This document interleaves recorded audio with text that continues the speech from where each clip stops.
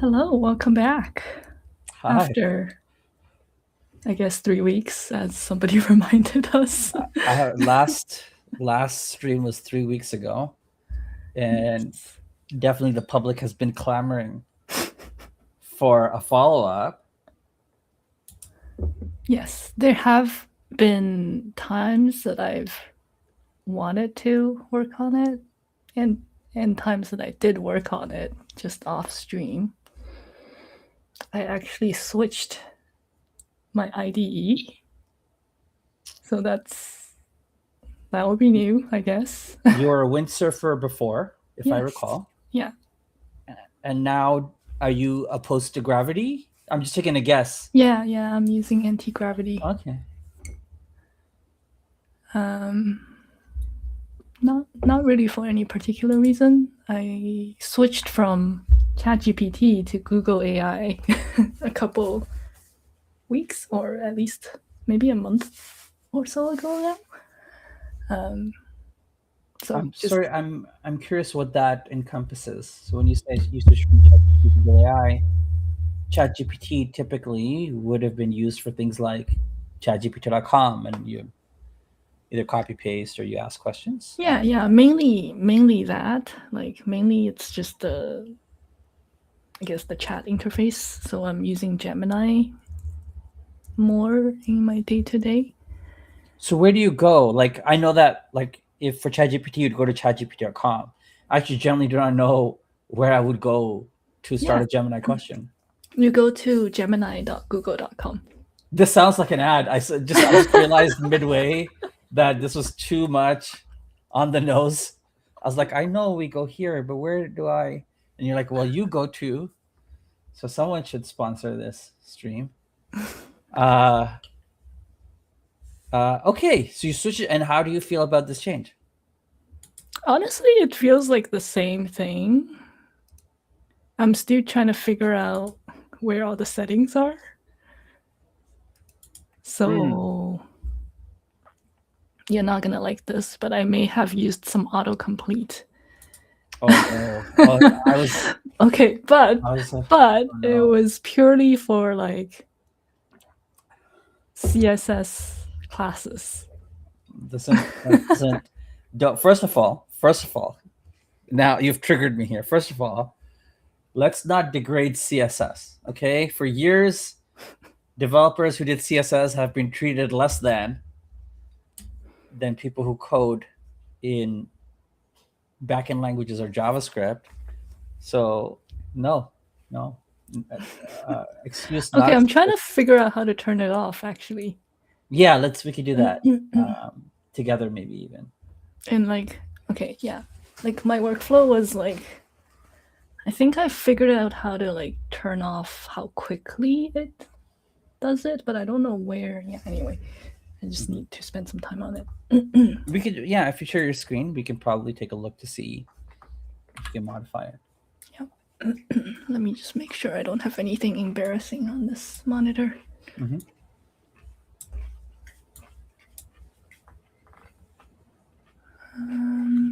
Okay, I got my Notion.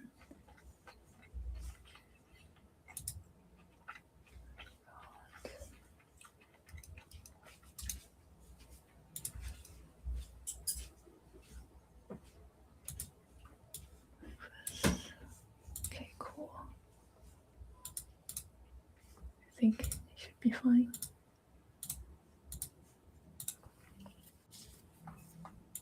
Okay. Make it bigger.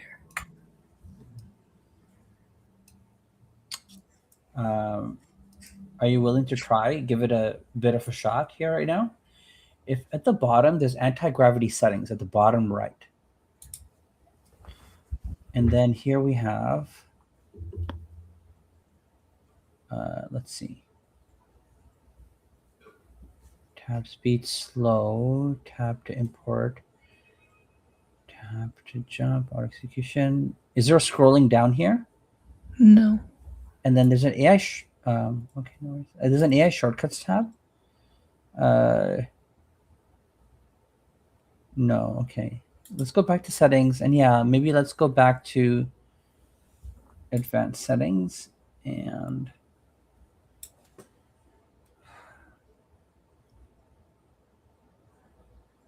Contrast is. This is actually very hard to read on a shared screen. I don't know how it is on yours. It's hard to read here too. Yeah. If we Contrast go is. on the editor, sorry, not there. There's an editor menu option. Okay, we could do that as well. Though this one looks a bit different. I'm curious if we could go back there. Yeah. And then where it says agent browser editor. Curious if there's okay. Browser notifications account. It doesn't seem like there is anything really apparent here. So let's try where you were before in editor settings. Oh wait, hold on. This is agent. Okay, hold on. Yeah, this is a lot here. So actually, do I have anti-gravity? I don't. Okay. If I did, I would quickly have taken a look here. One of these might be. I can also use Google. Oh,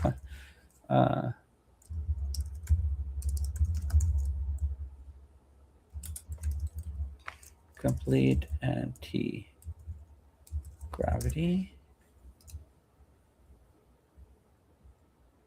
It says here, so you want to toggle off suggestions in editor. Oh yeah. Oh, wait. This is accept suggestions.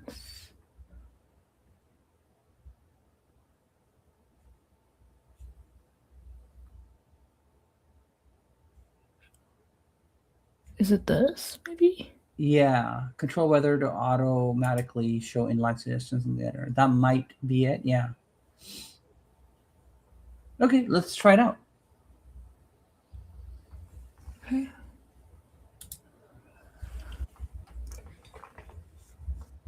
Okay.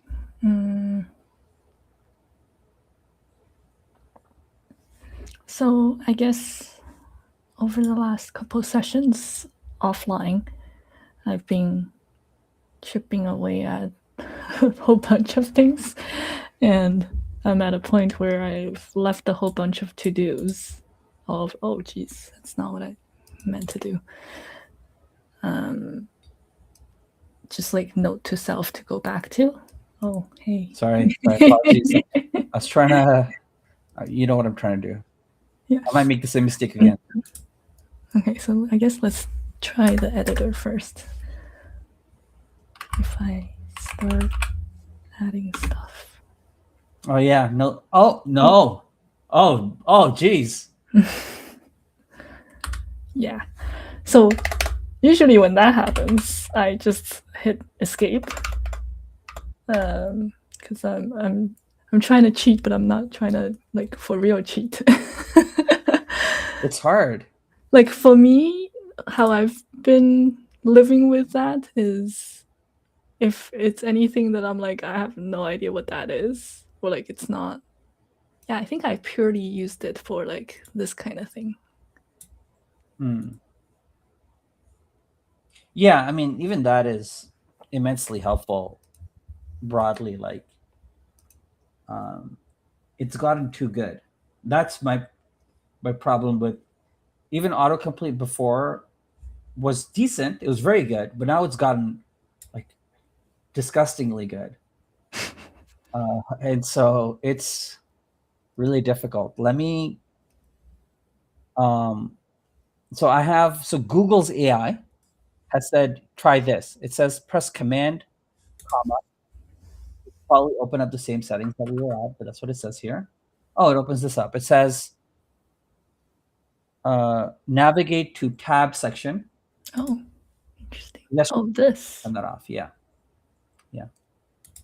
And then if you don't mind actually going back down to anti-gravity settings at the bottom, I want to see if this one had that. It didn't. Okay, cool. Because I remember seeing tab speed in both of them, and I was like, did we just miss autocomplete suggestions? It's also doubly interesting because Windsurf had the ability to turn off auto suggestion through this shortcut menu, but anti-gravity doesn't, which is I don't know if it's telling or not, but let's test it out. do the same thing here.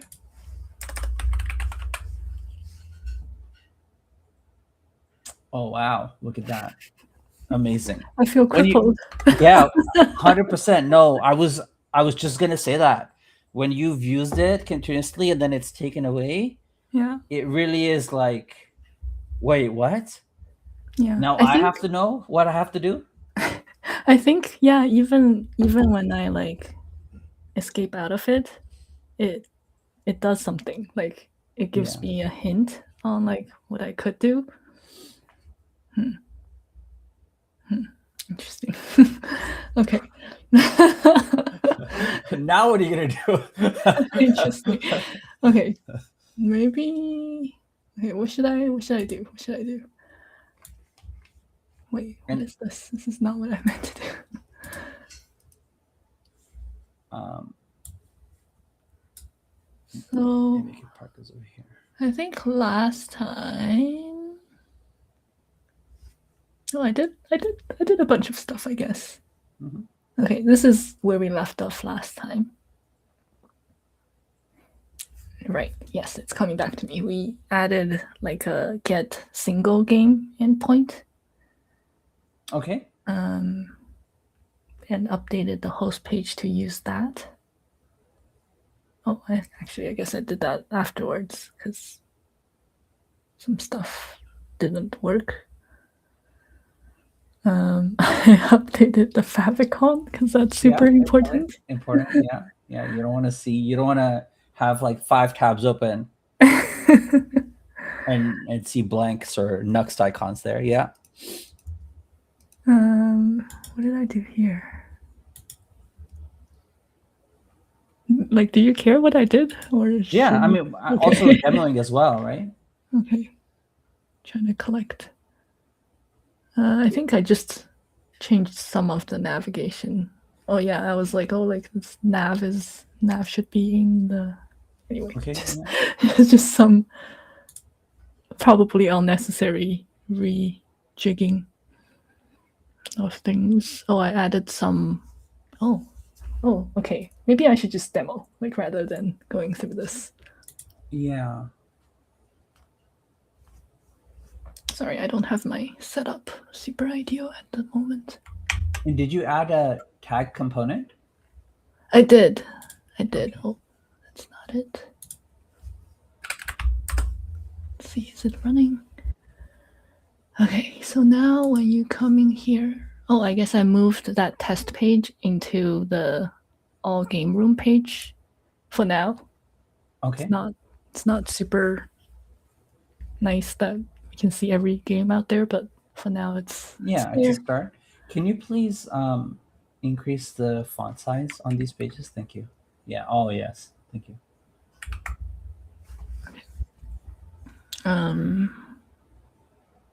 So clicking on host will go to the host page, and clicking on play will go to the play page for each game. And then on the host page, I added this. This is fake. Yeah. I just added them to kind of work on the UI before figuring out how to make it actually render anything. Added this. This doesn't do anything yet. Just mimicking like I think the designs that I have, which I guess I can pull up as well. Like how I was working is honestly like, geez, how do I? Okay, I need to find my Figma link. Figma. It's breakfast. Oh, I'm also using a different browser. I noticed. This is which one is it? This is Arc. Arc. Okay. Yeah, so I was kind of going back and forth between Figma and like my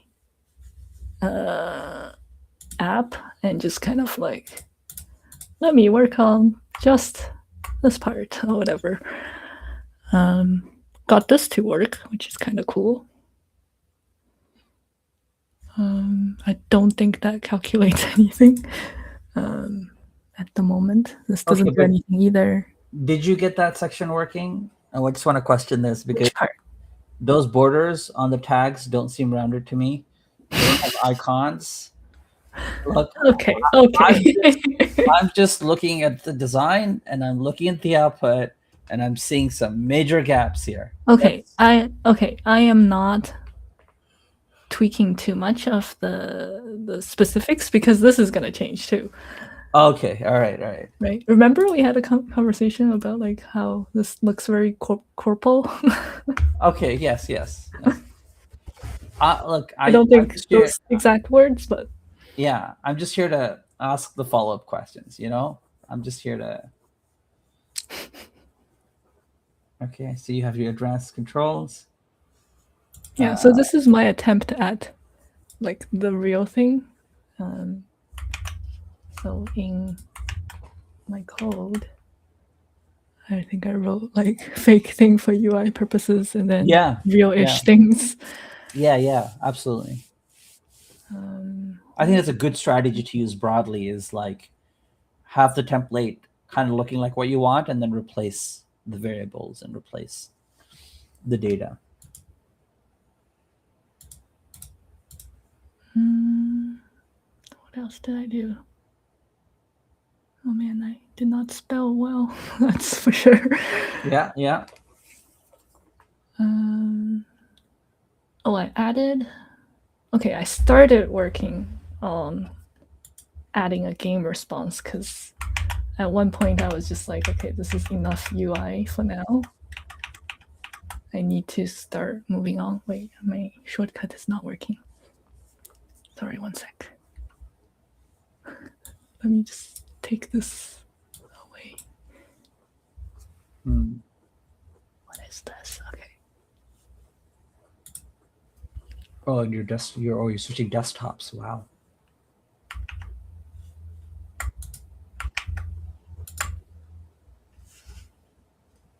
Okay. Wait, I didn't mean to switch desktop. Or something, because I know your browser's now in a different plane, or it was somewhere else. Okay. Why did I do this? Okay. I didn't mean to do that. Okay. And now it's half and half. Sorry. Let me just. Oh yeah, you did the half and half yourself. Yes. Yeah. All right. This is your browser. This is my browser. Yeah. Okay. Got it. Okay. All right. Okay. So I started working on the player page as well. I don't know if it's working. I think it's working because I tested the API, but I haven't. Yeah, I don't know how to like. Okay. Yeah. So I can be like, my couch looks great, gray and great, and I can submit it. There's no feedback. Okay, so you could click the submit button. From a UI perspective, it seems like nothing happened. Nothing is happening. Okay, but if you were to open the network tab. Oh yeah, right. Again, what you're implying is that. So. If you could do a command plus or a series of command pluses on the network tab as well. Thank you. Wait, where was it? Wait, do I need to do it while I have it open? Yeah, but when you said where is it, what were you looking for? The response. Yeah. Fetch. There you go.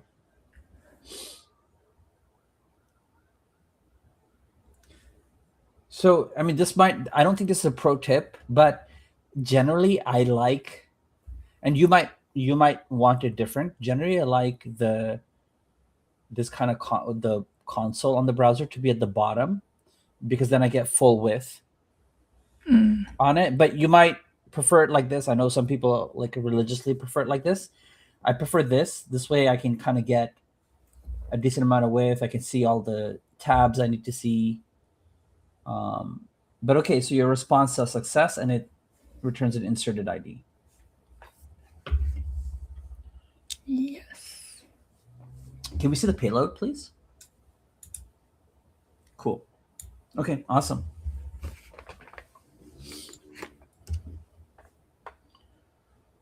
Yeah. But broadly, at this point, I would expect certain patterns to be like not precisely solidified, but begin to be solidified. Like, oh, I'm sending back the game ID, and then the data additionally that I want, and the backend's going to get the game data, merge it, or whatever the case may be, or just update it directly. Just the idea of like what the input output ought to be on these things becomes a bit like the more you do it, the more familiar it becomes. Yeah. Yeah. One thing that I might recommend here, even in like variable naming, is things like, you know, where it says on line, okay, the color scheme here is very difficult to read. On line 15, it says const collection equals. I would kind of want to name the variable responses, which is name it after the name of the collection. And if you maybe go ahead and make that change here for now and call it responses, you could also call it response collection or whatever, but responses is fine. Well, responses might not be fine. You're missing an S in responses. Oh. The first S. Response. Yeah, you might want to call it responses collection. Yeah, or response collection, whatever feels right. There you go. And then modify that in the subsequent line.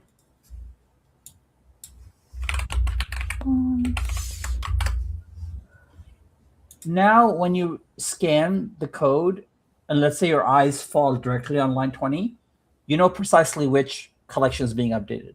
So it doesn't say collection dot, because that's what I did, right? I scanned it quickly and I was like, oh, what's it inserting?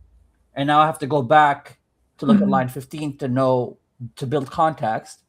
Whereas if it's named response collection, immediately I know what's going on. Even though I know the file's name, add response, all of those things are helpful, but just even that little naming thing can help. Okay, should I do that for the other collections, I guess? At your leisure, like it's not, you know, it's not like a major thing. But it also means that when you start copy pasting the stuff, now you have to change every single collection name, and you're like, ugh. So there's, you know, you have to decide whether it's helpful for even when you read the code yourself. Yeah, I think it's helpful. It just never crossed my mind. Yeah. When you just see game collection on insert one, immediately I'm like, oh yeah, game collection. Okay, I did not create this yet. I added some empty things that I know I will need. At this stage, I wouldn't mind, and this might be like a double dip for you, given that you've been working on it. I wouldn't mind like a UI flow from almost zero. So, and it's almost for my benefit, or maybe for our zero viewers, which is like, hey, like creating it has been a while. So like, oh, we're creating a game. We're doing this, and now the story is a bit more complete. Whereas if we do it from here, we're just looking at a response on its own. Maybe even in the UI itself, as you like use it to show the parts that are already done, and then like, oh, I need to complete this next step, and then we continue from there. Does that sound okay? So do you want me to walk through like the current app or the current app, like and then you kind of stop where the next thing isn't done. Okay. And you go, oh, let's go implement that, right? And that way we have a more like continuous pattern, and it's really for my benefit in a way because you've already kind of been through this and it's more in your context. Okay. So this is Whose Breakfast Is It Anyway? It's a social game. Sort of. I guess it's a social game.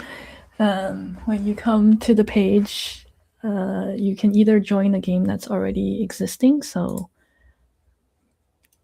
I guess ideally a friend maybe send you a link, but if for some reason they give you a number instead, you can join the room.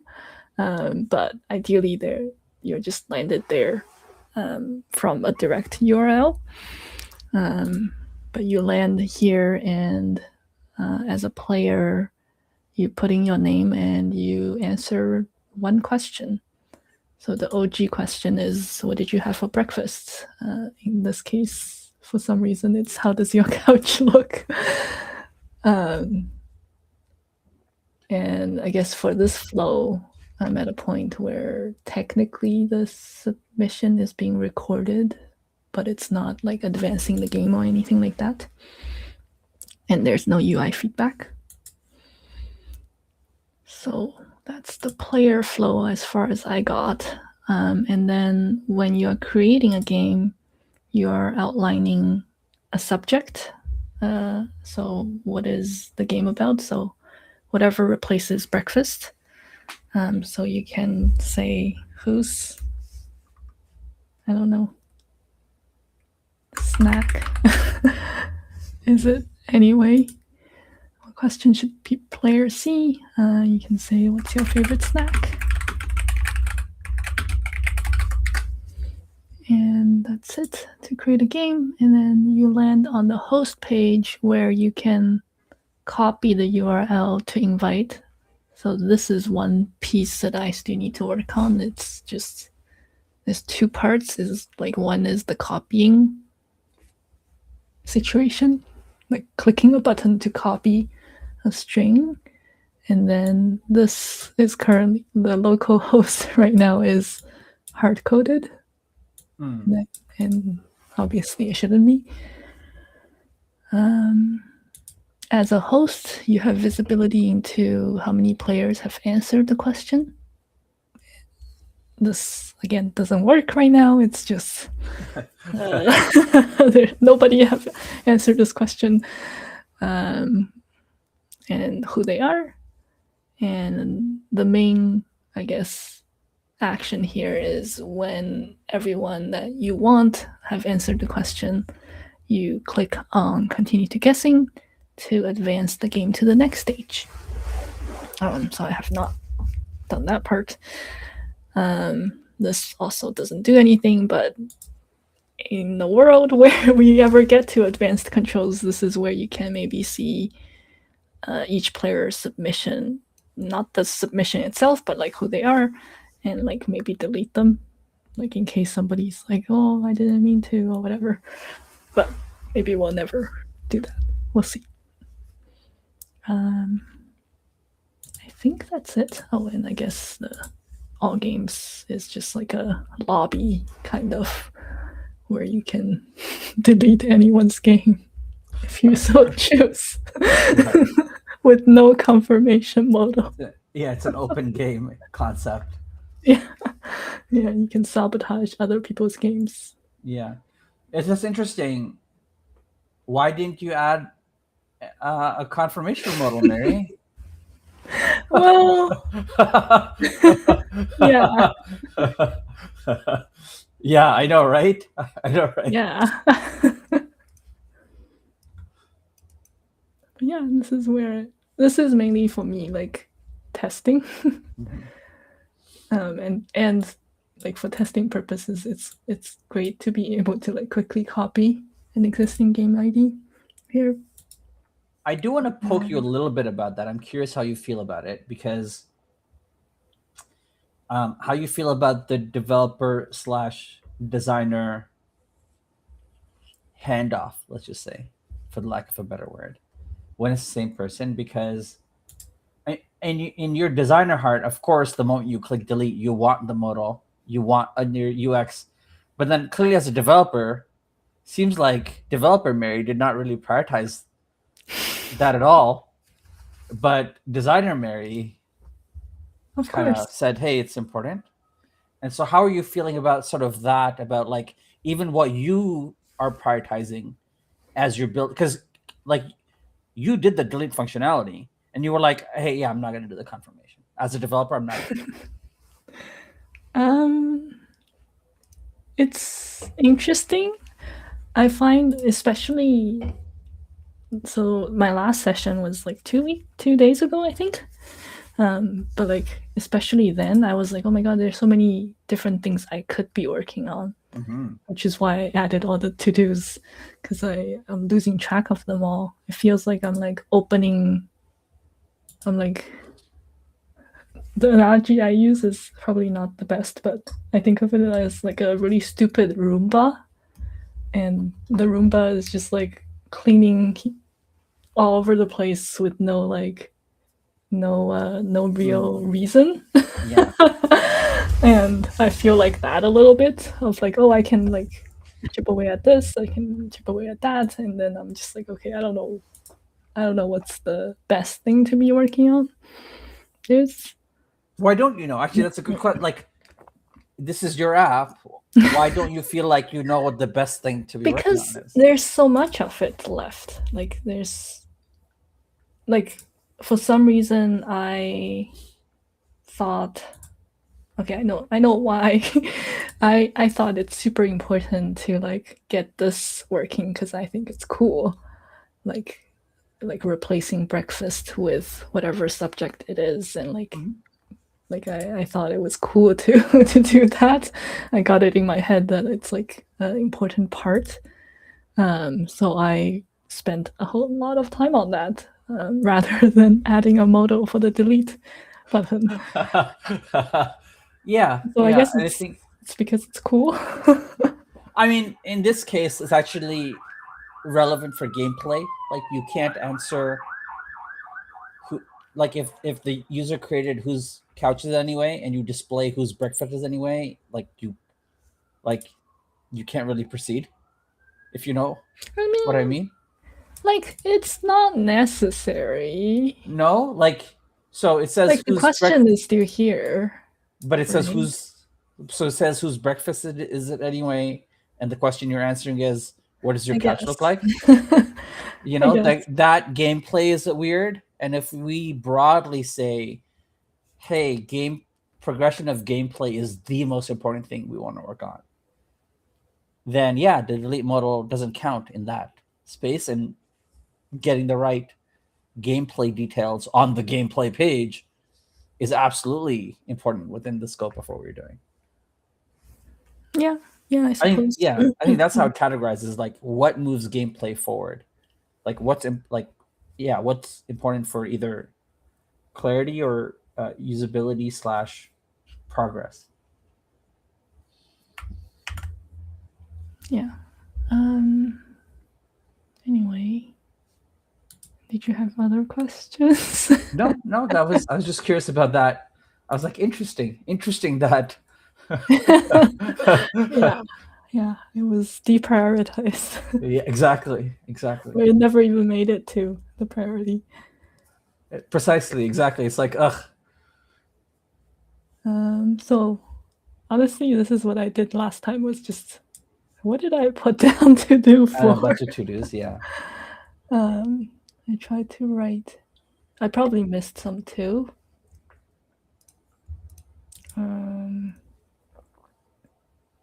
Oh yeah, this was something I was trying to work on, but I was not having a good time. So on the, what is this? On the, what's it called? The lobby page or whatever, I wanted some information about like number of responses, just so I don't have to keep checking the network tab to see what happened when I submit something. But Okay. I couldn't figure it out quickly, and I gave up pretty quickly. I went somewhere else. I guess that's the trap. Maybe is like when I try to do something, I'm like, oh, it's not working. I can go tackle something else. Okay. Would you be okay if we just tackle this right now to see Sure. what we can do? So maybe, yeah, try and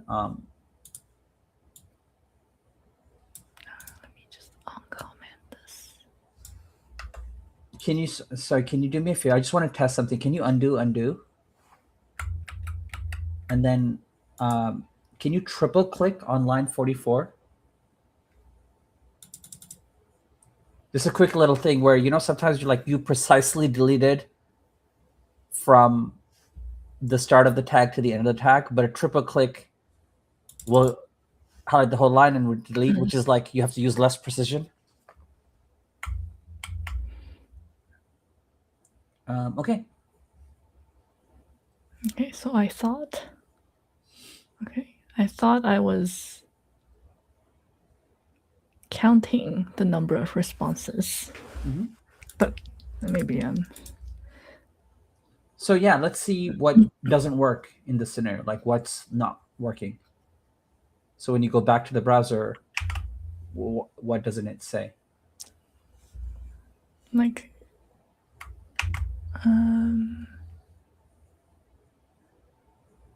this whole like main div doesn't show up when I Okay, and how do we debug that? How do we? Oh yeah, I did see this, but I don't know what it means. Okay, let's try and parse through what it's saying. Cannot read properties of undefined. Reading count. 44. What do you think it means? Let's actually just focus on that particular error message. I think it means whatever I'm counting is not countable. Yeah. More specifically, it's not even defined. So let's go back to the code. It says game.responses.count, right? So you're doing .count on what? No responses. And what is the app is saying, hey, game.responses is what? The error message is saying it's undefined. Yeah. And now if we want to check to see what is the value in game.responses, where do we go?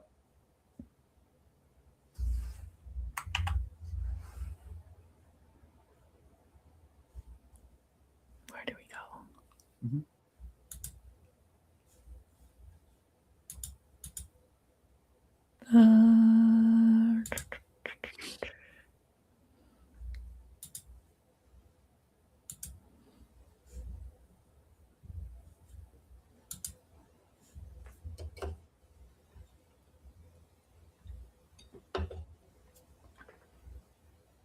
Let me put it another way. Where is game coming from? Like how is the browser getting game data? From the get game endpoint. Great. So how do we see what the get game one is returning? Is it this one? Yeah. Right. Wait. Let me refresh. But it's not. Oh, wait. Wait, what did I do? Wait. Hold on. Oh, there we go. So there's a get games endpoint. It has a, and how do we see the, there you go. And so in a specific game, we have game ID, we have subject, we have question, we have stage. And what don't we have? Responses. So it doesn't work. Okay, I thought I did something. Wow.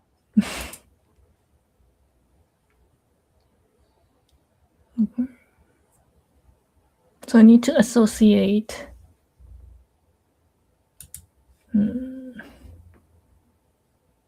Okay, why are you in this file?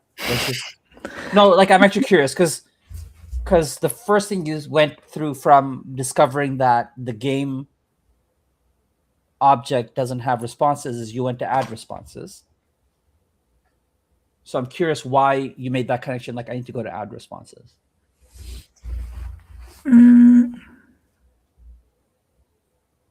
This is where the response is created. Sure. I'm not sure exactly how to associate it. Let's Hmm?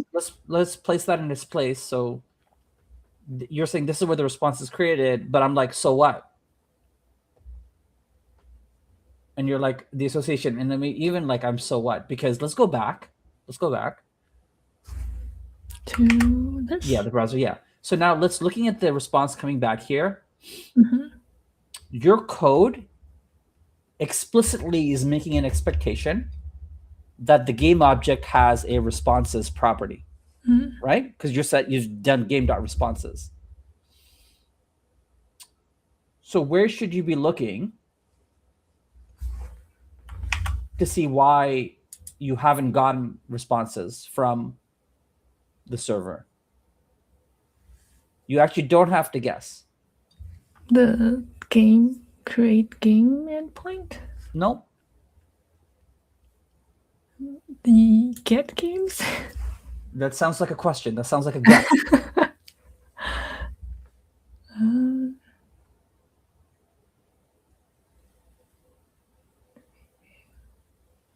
there's a very tight like there's a very um think of it like a set of stairs, right? Like in which you have to step on each step. Let's go back to the browser.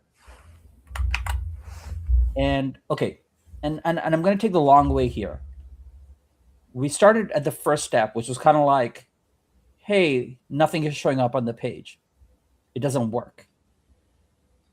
And the second step was, well, let's look at what. Like we were like, okay, nothing shows up, and we just did this a few minutes ago. We were like, oh, nothing is showing up. How do we find out? Like, what's the next step? like the errors. Yeah, we went to console to see Yeah. because we had an expectation. So is what it is, the expectation, and like, okay, let's try and see. So we go to console, we see an error which says, oh, whatever is like whatever expecting the property count is actually undefined. So we go to the code because that's where we're calling count, right? That's the next step is, oh, let's actually look at the code. If you go back to the browser very quickly, sometimes it tells you even the line number. So it's index.view, line 44. And I'm not 100% sure if that is in fact the line 47, whatever. But we went to that page and we saw game.responses. And then we said, oh, game.responses is undefined because we're calling count on some value, responses, line 44, like the browser told us. Literally, the browser is telling us where to go. There's no guessing involved here, right? Like we went to console, we didn't have to guess. We went to console because when we expect something and something is broken, typically there's an error message. Sometimes there isn't, but typically there is, and the error message in the console. You don't have to guess where to go.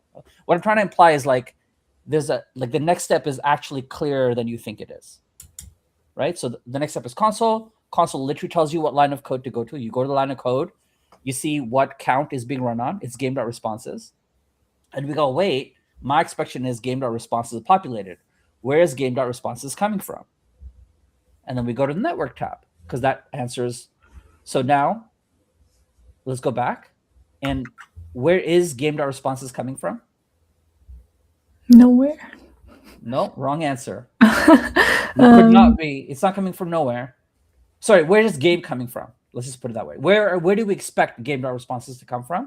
Here, somewhere here. Yeah, but what is this? Like that's not specific. Like how is it getting here? How did this JSON get here? This endpoint. Yeah, so we expect this endpoint to return games, and each games we expect it to return responses with the games. Mm-hmm. So where do we want to go in the code? Get games. Yeah. But I didn't accept your answer when you were uncertain. You know what I mean? I was like, that sounds like a guess, and you would continue to think, or maybe like, but I'm like, hey, there's a very clear, like, there's no guessing involved here, right? Your instinct was to go to add, but you actually are skipping steps. You're assuming that the ad didn't work, or there's something wrong with the ad, but the next step actually is, and you have to do this every time. which is you have to step on each step on the ladder. You cannot skip steps, or you cannot skip runs. So here, You also need to rename this. okay, yeah. We want to rename it. We don't need to because the code works without it. But okay, yeah. So now you're getting data from game collection. Okay, and it's returning everything in game collection, right? Mm-hmm. And so what does this mean now? It means how the game was created needs adjustment. No. Maybe. Let's not step too far. Okay. It's so silly. Like the questions I'm asking are so silly because I really want to make the train of thought connection here. So maybe I'll help you with answering the train of thought as how I would think it from this point. Now that we've added like, hey, what steps you want to take? So we got to get games. We look at this, and it's fairly straightforward here because it's saying, hey, go to game.collection and find all the games and convert them to an array, which means it's getting whatever's in the collection and returning it. Mm-hmm. Which means that responses is not stored in the game collection. Mm-hmm. And we were like, now the question is, do you expect responses to be stored in the game collection? Because that's what your code expects, right? So you've coded something based on the expectation of something. Maybe the code is incorrect. Maybe the expectation is incorrect, or maybe so there's a third different thing. So the question now becomes, is it reasonable for us to expect responses to be in the database, be in that game collection? And I don't know the answer because so the question becomes, why are you expecting responses to be there?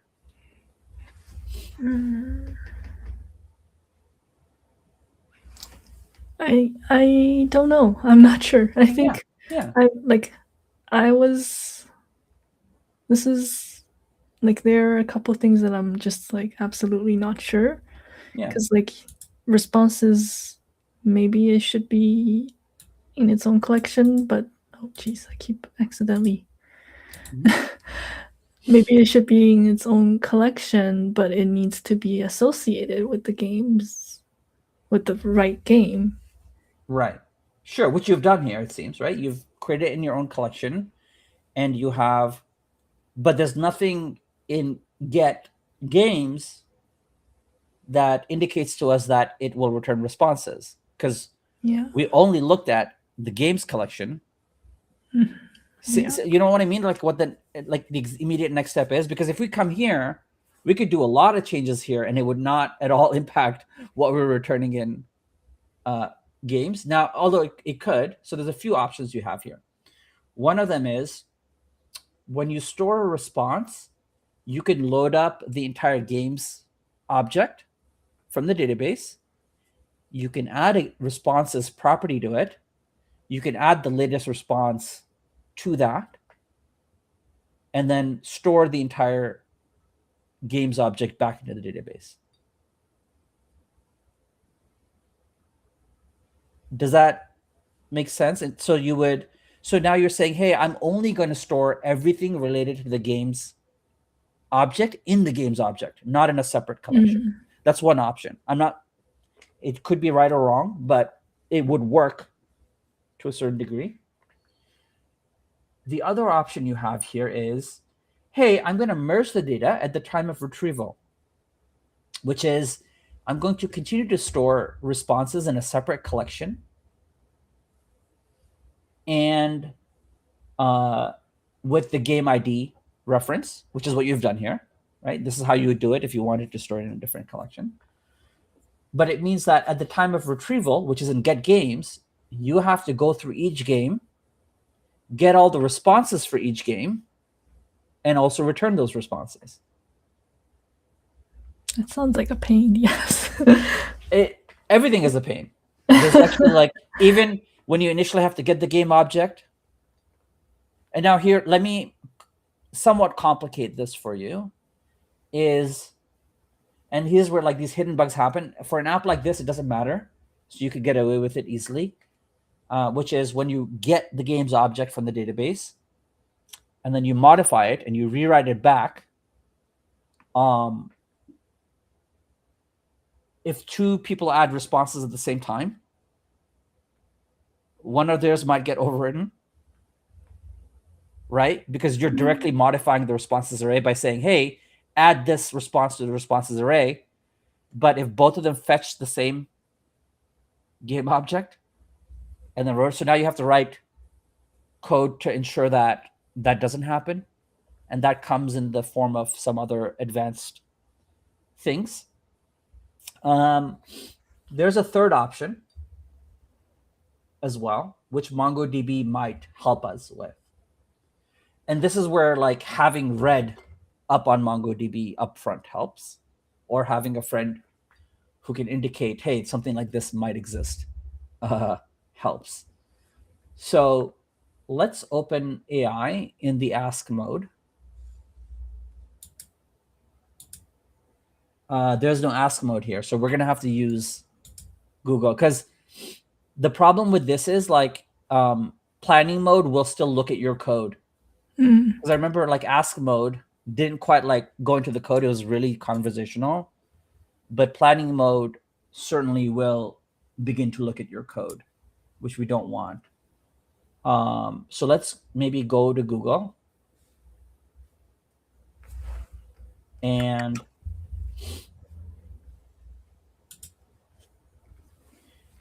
so what I'm thinking here, and this is very faint from my memory, I haven't used MongoDB in a while, and then kind of adding from like what I think ought to be possible in a database like this. We should be able to, in one command, add to a responses array inside the game object, append to it. And I'm trying to, see how I'd formulate that question. So maybe like append to array. Oh, look at that. Look at the autocomplete. Love autocomplete. Let's actually see if this is something that we can do. And if you look at Stack Overflow, which people many years ago used to, scroll down, back, this is where all the years AI ago. this is where the AI learned its things from. Let's go ahead and click on that. Let's experience the old school way of how programs would do this. And if you don't mind, again, increasing the size. Okay, and let's kind of scan through this page. And if you don't mind narrating it, otherwise I have to narrate it. And the down up, so like, Okay, I have a Mongo collection like, so there's an ID, some information in it. Some information is not, even for you to process, right? Which is why the narration is helpful here.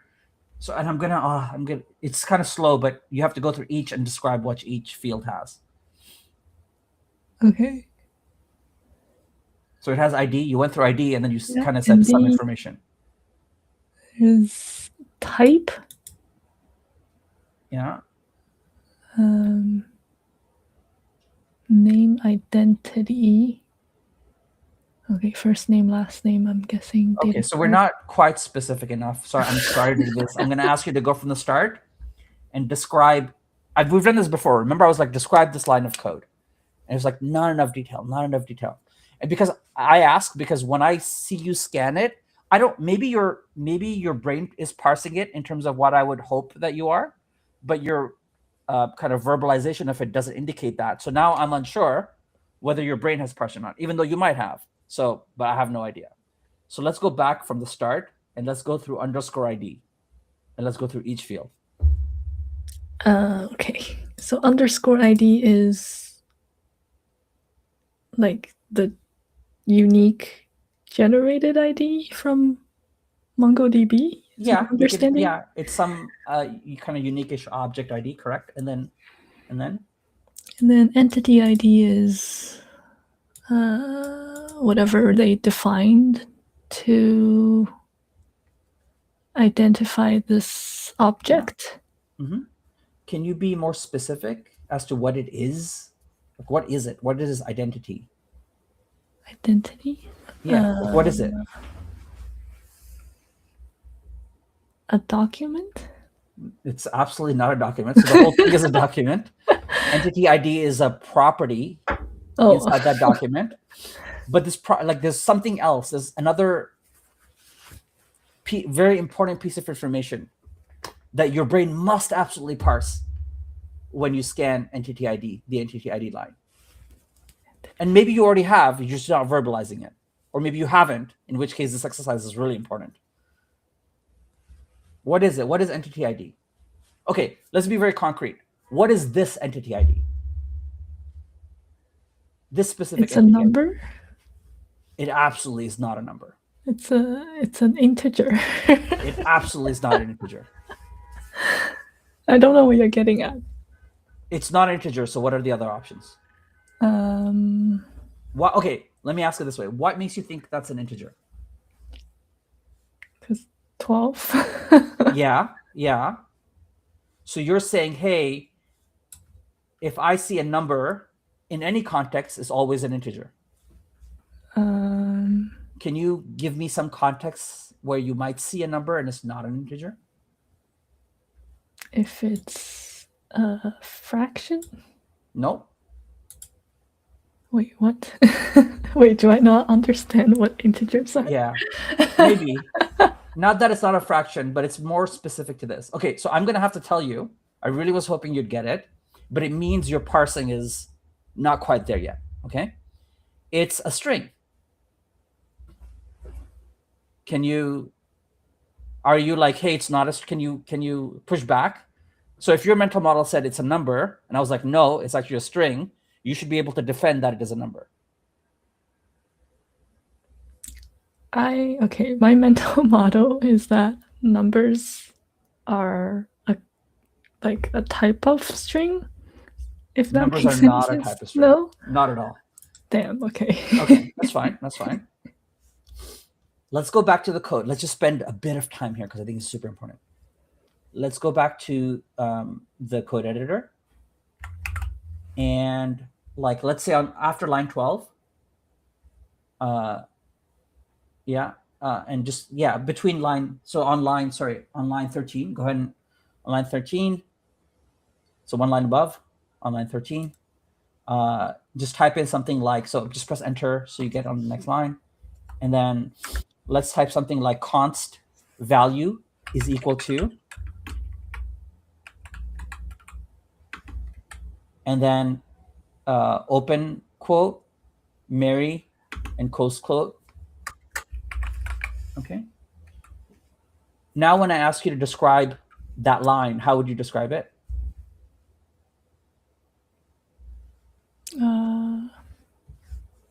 I am defining the const value to be string Mary. Yes. Yeah, that's very accurate. Okay, let's get rid of Mary in there, and let's and the string as well, and let's change that to 23.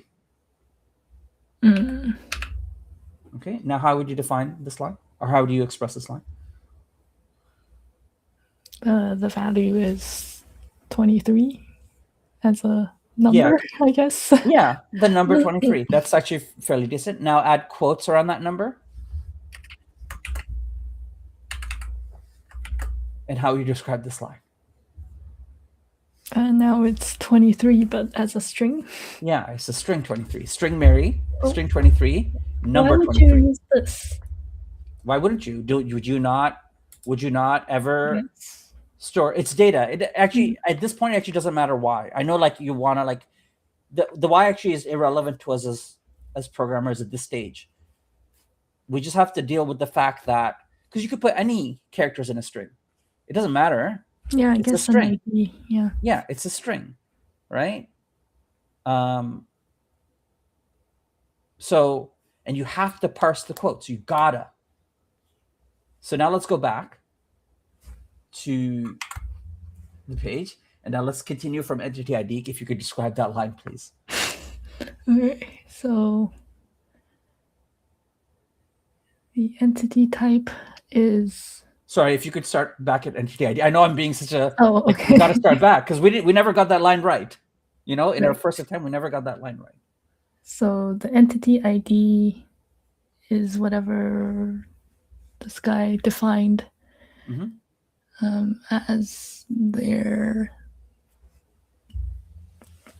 identifier. Property, it's a property. As a property identifier. Yeah, and this object has 12 as that ID.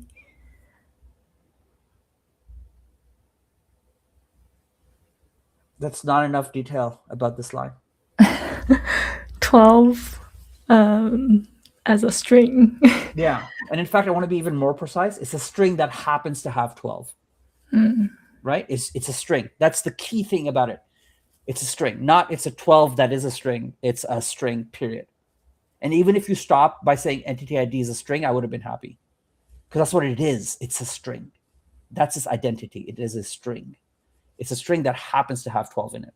And ideally, that's what your brain wants to parse always. You see those quotes? It's a string, period.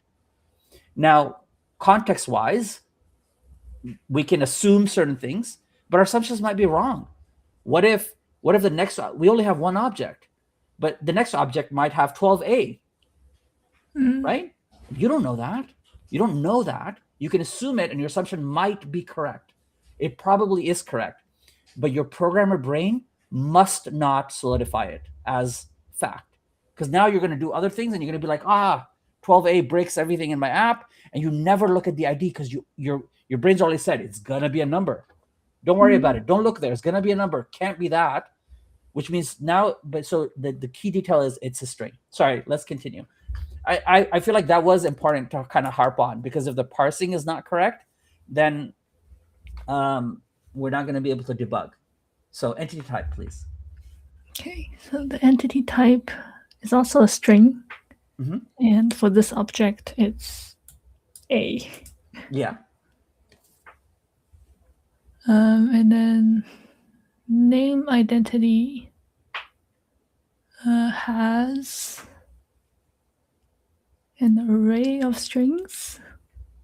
No, absolutely does not have an array of strings. But let's stop with just. So let's not do has. Let's do is, right? So identity ID is a string. Entity type is a string. Name identity is an array. Okay, that's correct, right? Okay, great. Now let's go. Is an array of what?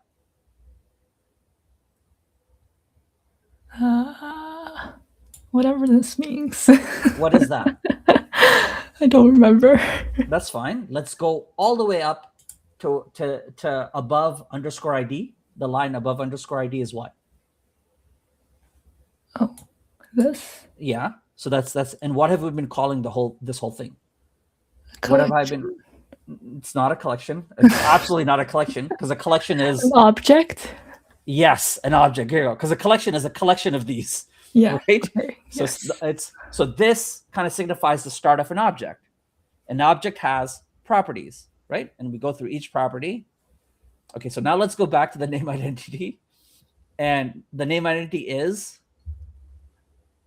an array, and this specific array has an object.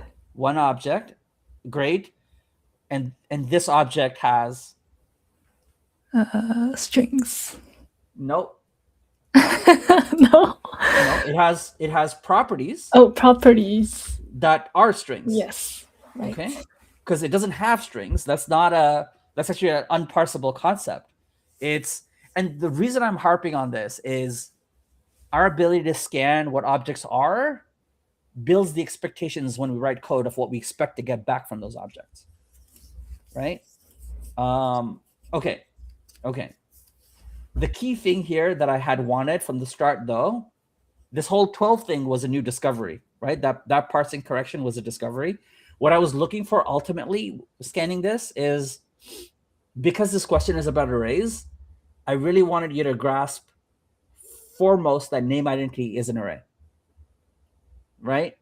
And when you had said, "Oh, this thing has data in it," I'm like, "Wait, does Mary see that name identity is an array?" Because that's the keyest of things for us to understand the rest of it. Okay, so now we can continue with trying to see what this person wants, because even this question might not be correct. Like, this question might not be the one we need to look at to solve our problem. We don't know that yet. Okay, so they're using blah blah blah, trying to match and update, trying to match on entity ID. If it found what?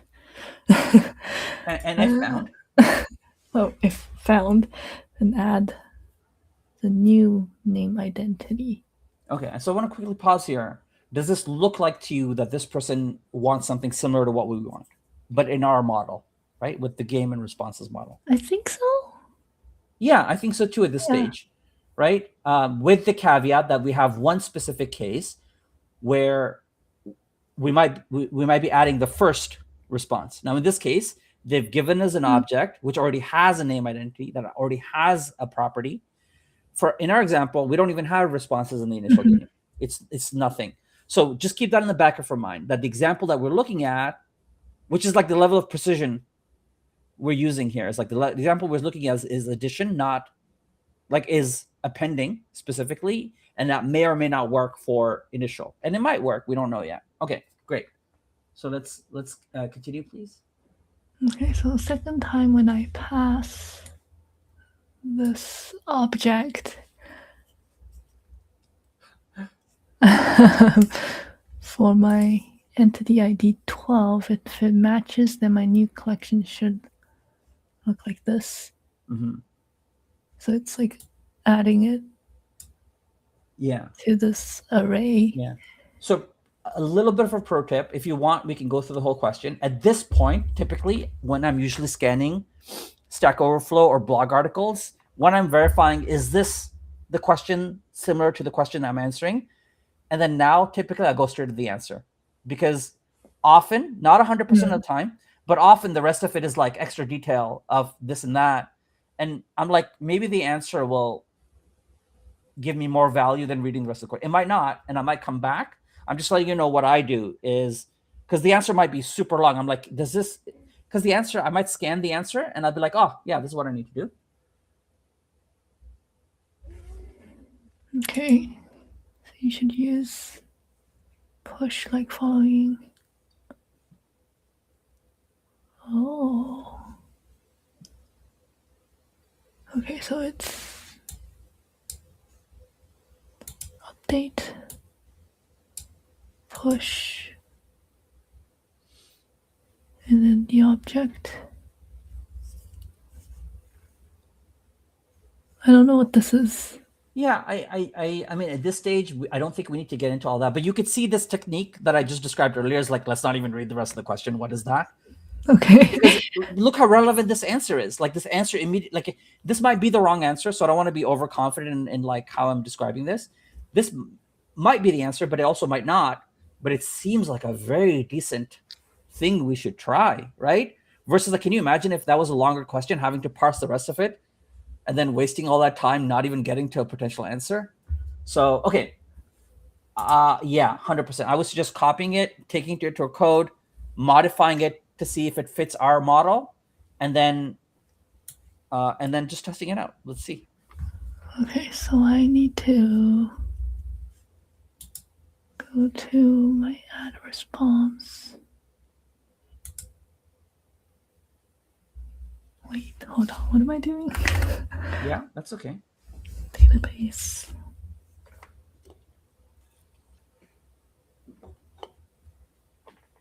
Okay, right.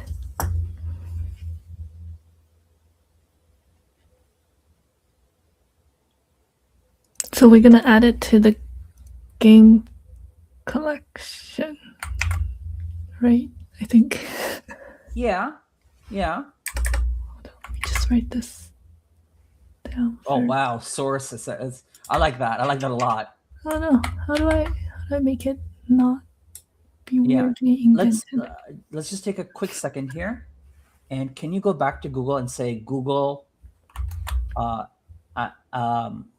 VS Code auto format, or like a format shortcut?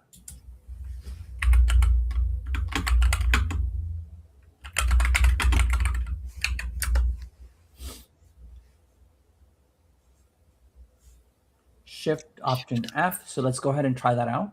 Sometimes it doesn't work, but sometimes it might. Wait, do I need to select it? Let's not select. Okay. Okay, hallelujah. Now the comments it didn't fix, but okay, fine. We're probably gonna remove those anyway. Let's just remove the comments because they're not very, yeah.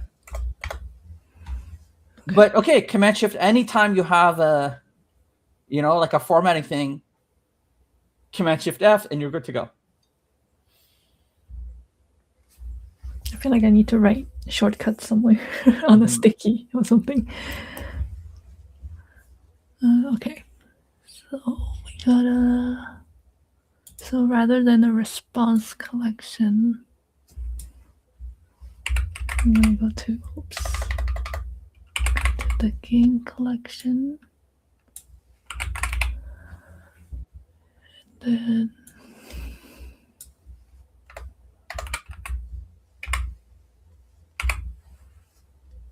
I wouldn't do that just yet. Sorry to just break in here, because I would actually just comment these lines of code out, because they're not, like, modifying them is not helpful, because we have the example right below. That is fine, because we do need a game collection. But yeah, you could either yeah, because what if this attempt just doesn't work? What if it sucks? You know what I mean? We're like, now in this case, okay, fine, that one line is fine, but that whole block maybe we want to preserve for now. And I'm sorry to do this again. Can we go to Google, please? Oh, do you already know the shortcut of commenting? I don't remember. Okay, no problem. Back to Google. VS Code comment shortcut. Wait, let me write it down on a sticky.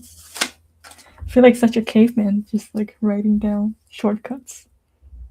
I wouldn't really write them down personally, but you do what works for you. I would just continue Google. Oh, okay. Every time I'm like, how do I do this? I don't know. I'm just gonna Google it for the same thing over and over. Because what? Like, you're gonna have a list of 30 shortcuts, and I have to look for the shortcut. It's fine. So Shift Option A. Let's try it out. Shift Option A. Wow. Aha, what a dream. Okay. What were you going to do? But how do you uncomment? Okay, what's your first guess?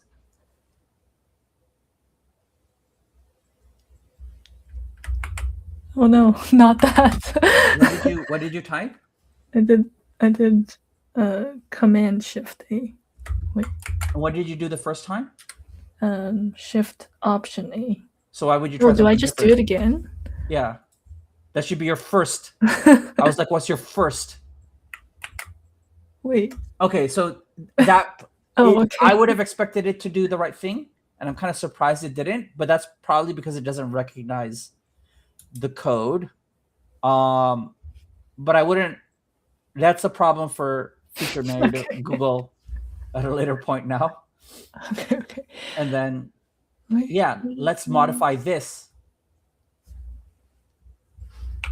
Game collection.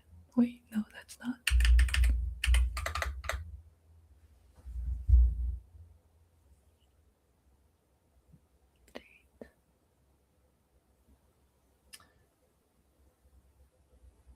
Interesting.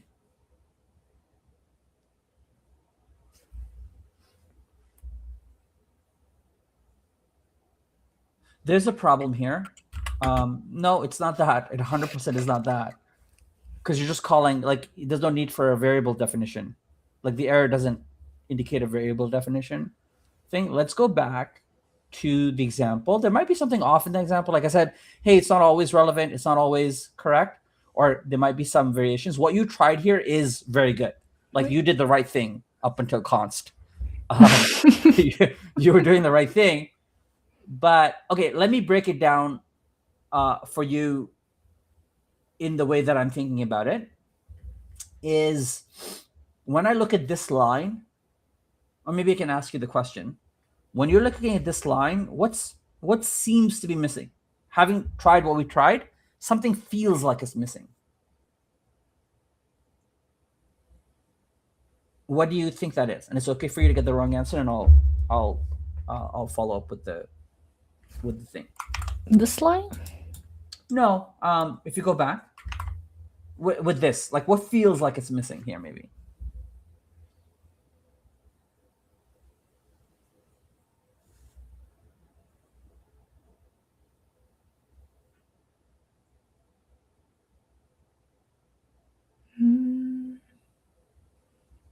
I don't know. I don't. Yeah, that's fine. I missed it the first time. I missed it the first time around, but the moment we started modifying and our code, I was like, oh, something feels like missing. And then when you did the game collection dot update, and it said, hey, update doesn't exist on game collection, I was like, oh, something is missing, definitely. Is when I read db.collection update, I have no idea which collection is updating. That's what's missing, right? Like, if you scroll up now, does this person ever say what collection it is? No. Okay, so this person might have, because this person didn't mention what collection it was, this person in answering it maybe didn't specify it, and this might be more pseudocode than it is precise code.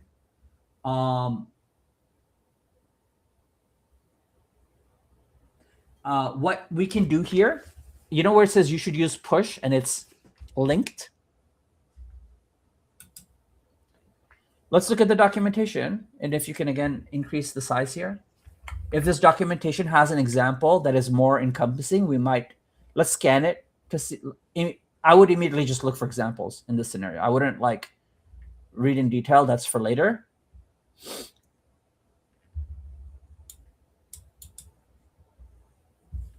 Now this seems, when I read this, it's a little more specific, because it says db.students, which is the collection, I would assume. And okay, just scroll down and look at all these, kind of scan all these examples, and then tell me what you think we should try.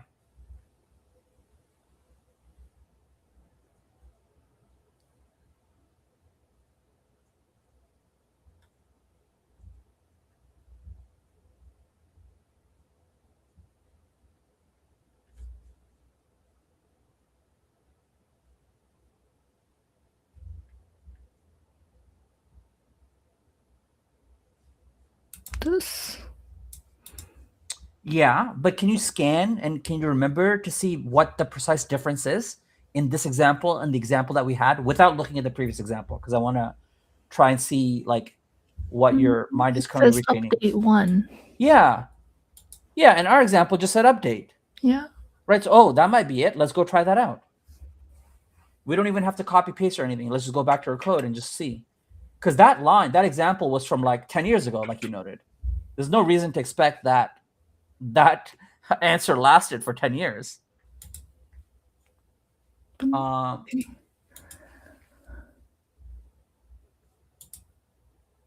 So here, how do I know if anything is working?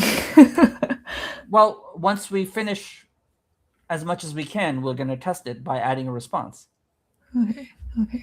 So we got game ID.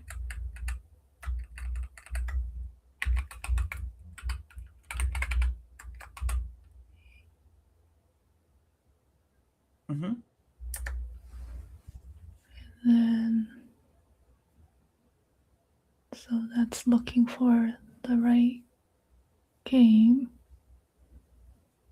and then adding response.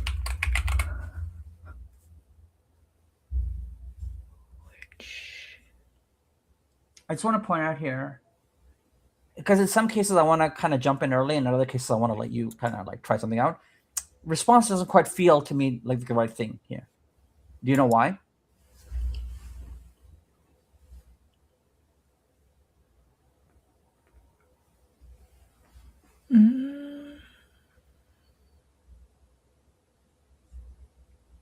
Response object? No? No, I don't know why. Okay. Why? What? Yeah.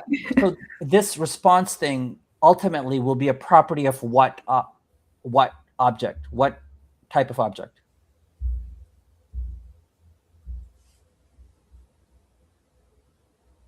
What are we adding this value to? The game? Yeah. And when you in the code you typed out what was your expectation that the game has what property? Responses? Yeah. And here you've said response, which if I parse this, I would expect this to add a response property. Instead, you're adding, like, we want to add the object that follows to the responses property, not the response property. Right? And I'm just assuming this based on one is this property we're adding to should be an array, and an array would often be plural based on its construction. But B, because when you typed in the code early on, you'd said game.responses, and that expectation we're trying to make true. So sorry, go ahead. Does that make sense? You seem a little I think so. I think so, yeah. Yeah, you're adding a response. Yeah. You're pushing a response to the responses property, not pushing a response to the response property. Yes. Okay. Wait. I need to look at the example. How did I get here? I need to make a habit of. Okay, here. Let me just remember what this looked like.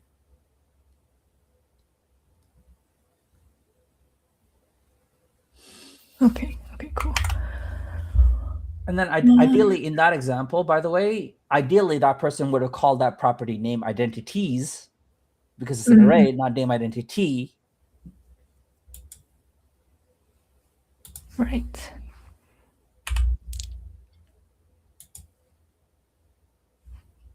Wait, is there a comma? No, I guess it doesn't matter. Okay, I wouldn't do this. Sorry to stop you early. Go back and look at your example. So where did you copy that array from?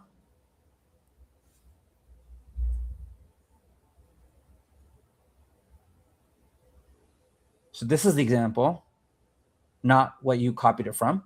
That was the response. This is the push command. If you scroll up, you got the array from here, which is not the push command. But secondly, we have two references to push. One, if you scroll down, one is this, right, which is this one. And then the other one is the actual documentation that we're looking at, which is probably what we should be referencing now. Okay. Right? And this also does not have an array.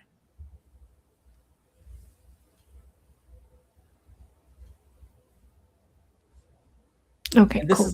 is absolutely one of the things where you're kind of like, the lack of precision leads to errors, and you're like, oh, it doesn't work, even though you feel you did the right thing, but it won't work. And now we get you. That's what creates frustration. So what do you think needs to be modified here?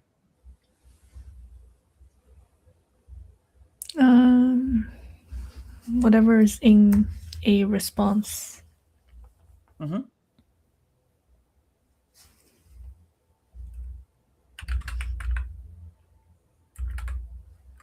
I wouldn't do that, because is that what you did when you're storing a single response?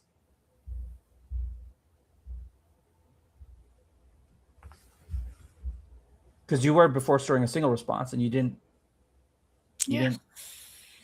specify every field.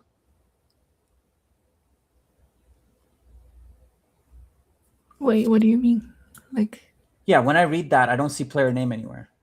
Oh no, I do. My bad. Sorry, I do. I apologize. It's my fault. It is above, but a player name is not in responses. It's somewhere else. That's true. Okay. So would it just be the response itself? Yeah, let's do that as a first step. Although now I'm noticing because of the player name, it wouldn't be that either. It wouldn't be the response field. Wait, what? Let's go back to it. Yeah, it's fine. Let's go back to our example. Scores.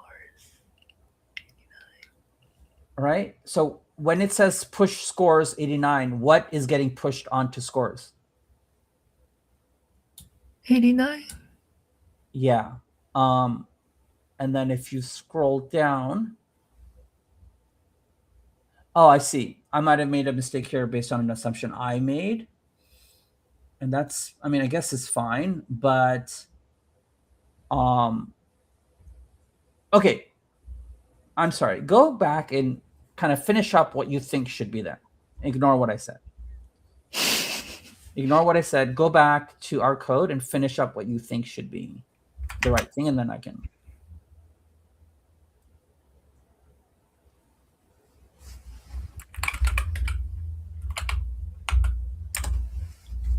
I think you were doing the right thing for the start, and I made a bad assumption.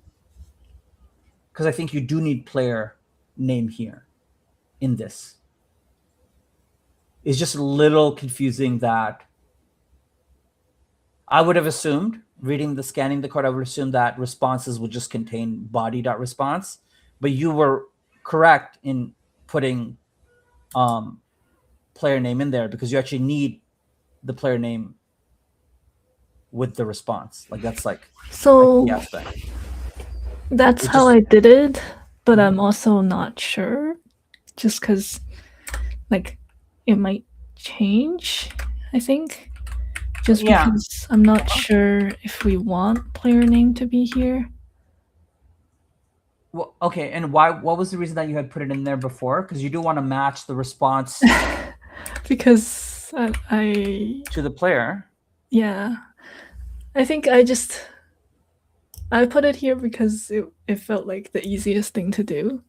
Yeah, let's continue For with that. now. Yeah, I was thinking on a different trajectory, which was like, oh, I thought when I scanned this, it wasn't immediately apparent to me, and that's just because I haven't been in this context. Is that body.response is not an object; it's a string. Like response is a string. Mm-hmm. Is that right? Like response is just the text that the person Yeah. types in. Okay, yeah. So you were correct with player name early on, and then you go ahead and add created at here. I'd made the poor assumption that maybe body.response was an object.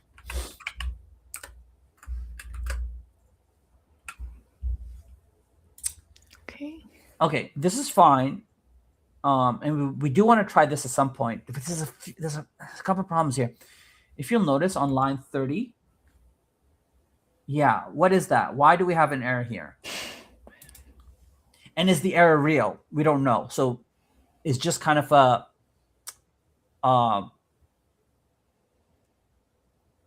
question, but it might not be relevant. So for now, let's recognize it and ignore it until we run it and if it creates a real problem. Okay.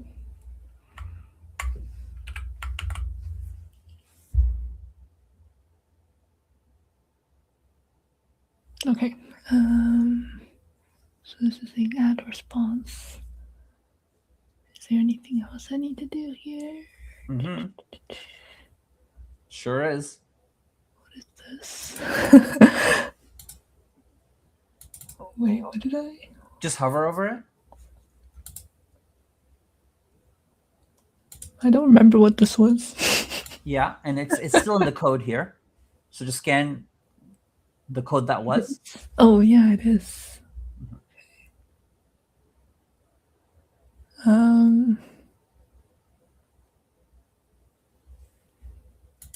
Wait, do I need to do?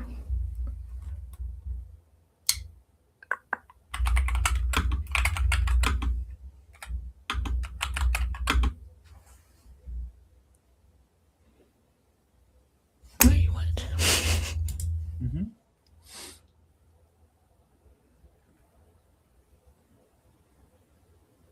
Inserted ID. Yeah, let's do this. And this may or may not be helpful, which is, you know where it says update one? Actually, time out. Let's go back to the documentation. Yeah, this one. And here it's very isolated because while it tells us how to use it, it's not told us yet what the response is. Like it hasn't told us what it returns. So let's continue scrolling until we can see something that indicates what this statement, excuse me, what the statement might return.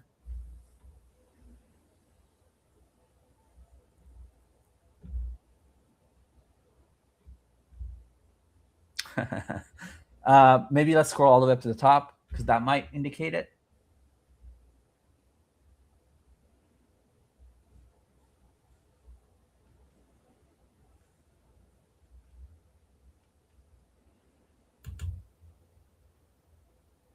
Let's I would actually recommend this. Let's just ask Google, like what does MongoDB update one respond with? Where do?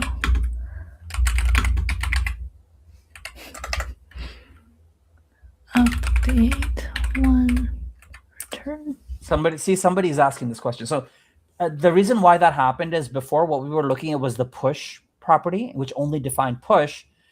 We just so happened to use push in update one, right? It's one of those just so happens to situations.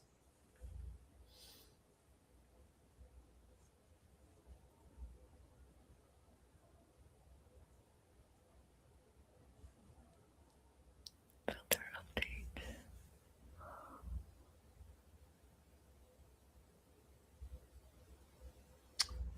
I mean, I had a thought which I'm maybe I should have mentioned is which we might escape this.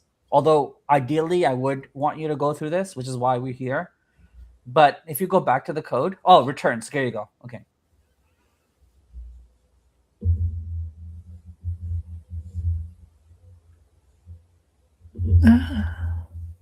Because the insert returns inserted ID. Inserted mean? It just means it Updated? Yeah.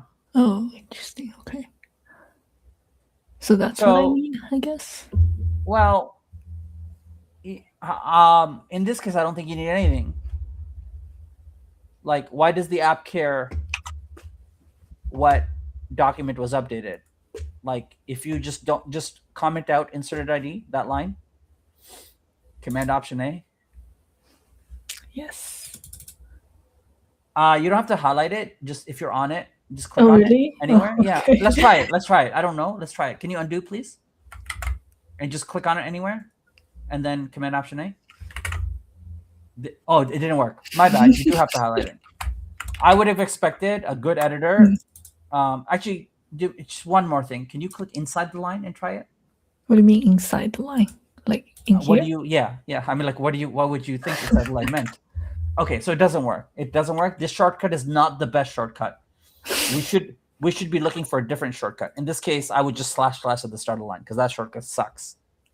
Sorry, it's just true. Because I would expect the shortcut to comment, uncomment, and correctly comment on a line without having to highlight the line. If you have to highlight the line, a single line to use the shortcut, it's not the right shortcut. Okay. And now we have to make one more change.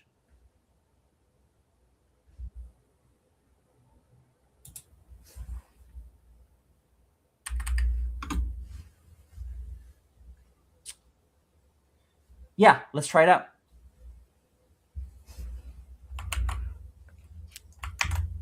Okay. Oh yeah. What am I doing? This is add response, right? Oh wait, but I can't see my games. You might be able to in the URL. So if you go in the URL. Oh yeah, right. Let's play. Whose couch is it?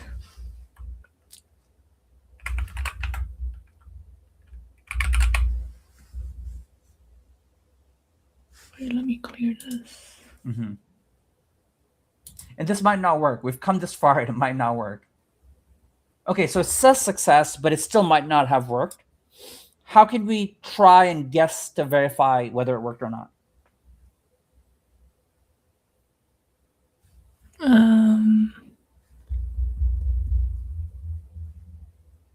I need to see the game object. Just for our purposes here, I might copy the game ID here because that might come in handy later. And where did we, when we began this whole thing, where did we see the game object? Where did we see the game object?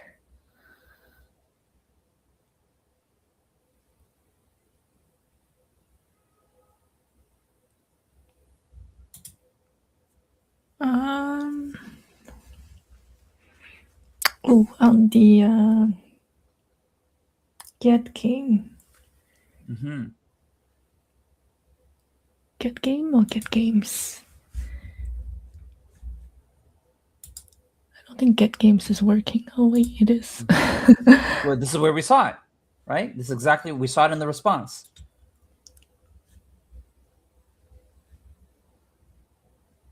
And will your luck at that? That's crazy. It worked. Now, there's still a few things So that this we might. doesn't. Okay. Sorry, go ahead. So this doesn't need to be like Defined. Yeah, we just learned that. Remember, I said, "Hey, we're doing push." I don't know, because here's the thing: is like I put that in the back of my mind because I don't want to be in a spot where I try push, it doesn't work, and I'm like, "Oh, this sucks," because I didn't quite get the detail. The detail of the example we looked at was it already existed, and the person says to push. Now it might work, it might not work. Turns out it works, which is great. It's actually, I would hope that it would have worked. Let's go back to the code that is displaying it. And we're going to kind of hack our way through it. And I'll walk you through kind of those hacks. Okay. Where is it? Okay. I think it's this. Yeah. So one hack here is, for now, since no, that's fine, I think. After responses in that line, on line 44, right after the word responses, type in a question mark, which we could have done before, but and then do the same thing for guesses as well. And there's a very particular reason I'm doing this. And now let's go back and see if it works, and then I'll explain. Because if I'm wrong, I don't want to explain it all in detail now and go back and be like, it doesn't work. Should I also get rid of this because guesses don't exist yet? I would not. Let's go. Let's keep it here and go back. And yeah, and now I will. Now let's go back. Now let's go back. Let's remove the question mark from guesses. Oh, from guesses. Save. Let's go back. Refresh. I would have expected this to break like it did before. I'm actually surprised that it hasn't. Are we sure we refreshed? Oh shit. Okay. I don't know why it keeps going to a random game. Question for you. Why don't you use the shortcut Command R to refresh? And versus because it's very quick and it's very certain. I'm not a shortcut person, Okay, but got it. This is why I need to write them down on a sticky note. Got it. No worries. So it does work. I would have expected it not to work. Let's go back to the code and let's remove the question mark after. Oh, the reason why it doesn't work is there's no stage that's guessing yet. That's why it doesn't work. Does that make sense? Right. Yes. It never gets executed. Right. Yeah. Okay. Yes. And now let's remove this question mark. Let's go back because let's confirm. So it's broken right now because that gets executed. It's broken even though one game does have response. Right? But if you look at get games right now and look at all of them. I don't know which one it is. Yeah. Okay. No worries. The first one has responses, but if you scroll down, the others one don't. So what that question mark says is, hey, it's kind of telling JavaScript, don't worry if this is undefined or not. Like, Optional, yeah. don't worry about it.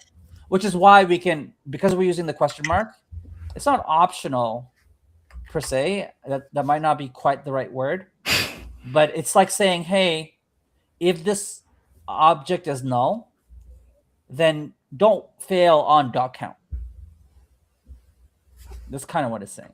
So let's do that on guesses as well, even though, which is why we don't have to remove it, because now we've protected our code against null or undefined responses and undefined guesses. So let's go back and refresh, and let's see if the number is there. I don't suspect that it is. No. Okay. Do you know why?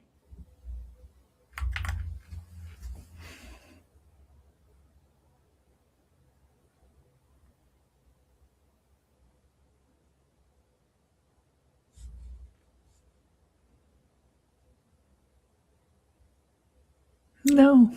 Okay, that's fine. I mean, does it need to be converted to like a string or something? So here's where we talk about steps. Okay. Before that, what's a step you should question before the strings business? Oh, Which is totally wrong, by the way. Is it? You couldn't be wronger, just so you know, with the strings thing. Which is why the steps thing is so. No, I mean to specify why the steps thing is so important is because it prevents you from being too wrong. So what's the immediate thing you should question here? Is it counting at all? Yeah. So when you typed up this code and you said .count, Yeah, you were just like, hey, I hope this works. Yeah. And then when it doesn't work, you're like, I need to convert it to a string. You know what I mean? Like, do you see the gap in kind of the gap in like, and then you're googling converting strings, and we're like, it's hours, right? That's how. Anyway, so what is it that we want? What is game.responses? I want to count the number of objects in the responses array. Yes. So we can abstract that, because if you want to Google something, what do you really want? If like what do you want to Google for from here?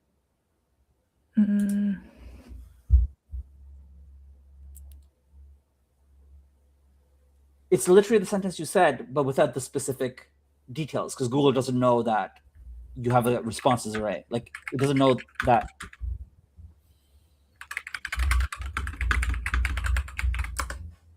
Yeah. The only thing you should have added here is what? Although your answer, the answer will be here, but just so we're specific in the question, what is one word that's missing in your search?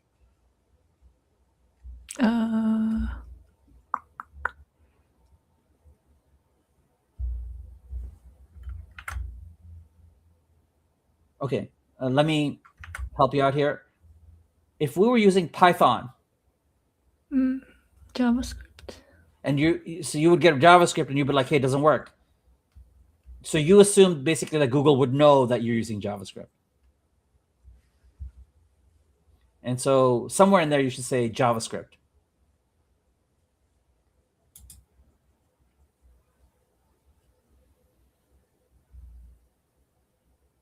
Why is it so complicated? It's not. It's not.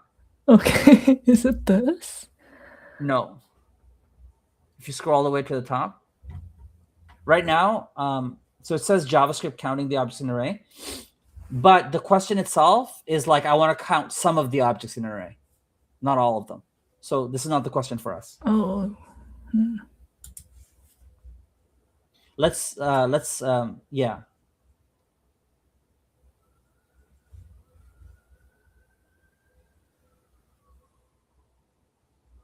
Dot length.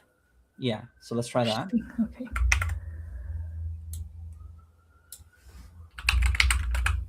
In Wait, the I old, think I knew this at one point. yeah. In the old days, people did a whole course on JavaScript and learned .length. So when it came to getting it, they wouldn't try .count, although they would anyway. Trust me, people who go through lessons also do that. Oh my gosh. Okay. Wow. All right, we did it. First try. Took an hour and 45 minutes. Okay, but we we got through some very important things. One, you should be more precise when you're parsing both code and objects, right? Like the level of detail we need in order to determine what's going on. And then number two is when you're typing out code, you shouldn't type out what's in your heart always. Like you should, but then when it doesn't work, you can't, you got to question what you typed out, not a third thing, right? Like the main key thing is one, what I take from this whole thing is one, parsing lines of code or objects, and B, going to the next step, because it seems like you're happy to skip steps at this stage, right? When we saw that get games didn't return responses, you were like, let me go to add responses, instead of saying, let me go to get games, because that is the next natural step. When we saw responses.count didn't work, you said, hey, do I need to convert to a string? Instead of questioning, hey, is count the right thing? Like, and it'll come over time, but the next step is more important than currently wherever your mind is taking you. So the question you should ask is, oh, is converting to string a good next step? Is going to the add response page a good next step? Yeah, like, and why? Right? Like what are the assumptions I'm making? Exactly. So just add, is this a good next step and why? I don't want, like, you're not going to come up with the correct next step all the time. But if you got to question whether this is a good next step, and you got to be like, is this good? Is there a step in between that I should be taking? And remember, the funny thing is, it's always on the screen. It's literally on the screen. Like get games was literally on the screen. So the answer is right there. Doc count is literally on the screen. So the things that you need to question or follow as a next step are literally 90% of the time they're on the screen. So if your related thing, the next step you go to is not something that's on the screen, then you should question it for sure. Now, again, there's that 10% of time, but it's rare that you're going to hit that 10% as a beginner. Cool. Okay. In that case, okay, so if I add, I just want to add something. Yeah. Let's. Is it real? So I add. There's still no feedback. Okay, cool. Right.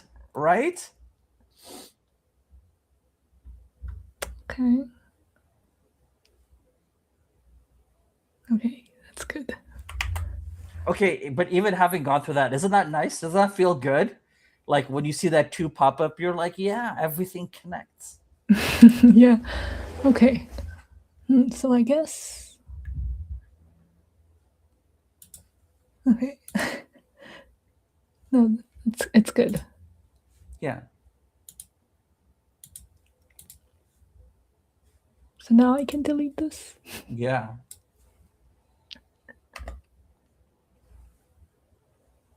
Is there? Okay, I'm just not gonna touch this. Well, you just remove that because we're not using that. Like you could see why you might want to return the ID of the object that you just inserted, but in this case, we've appended to the game ID, which you already have. So you could return it, you could not. It's not a big deal either way, right? Like.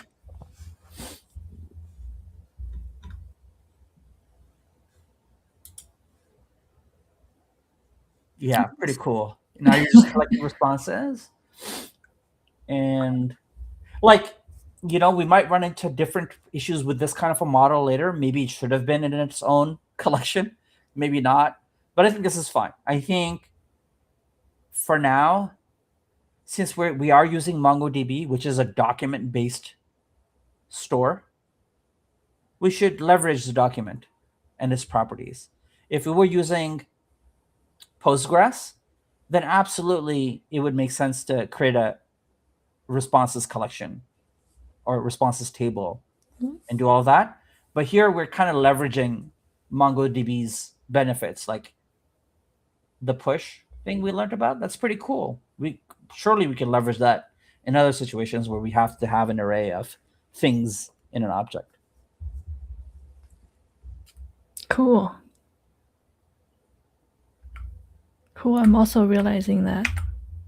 Okay, it doesn't matter. I was gonna say I'm also realizing that even if we're in the guessing stage, I would want the number of responses. Yeah, displayed. which is why those ifs are kind of like, Mm. you just want to go responses this, guessing this. And then what I would suggest is, let's actually do that very quickly here, is right after dot length, so right after the word length, space, you know what the or command looks like?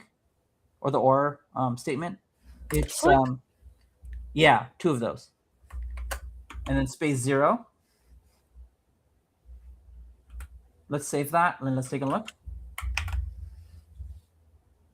Well, Okay, so now instead of emptiness, we're getting 0, saying, hey, if we get something back, so we want to do the exact same thing here, and then add an indicator that these are responses and not just.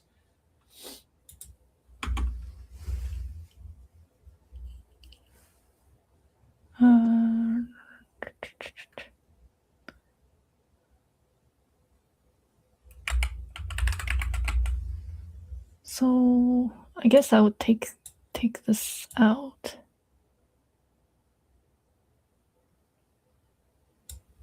Or something. Okay.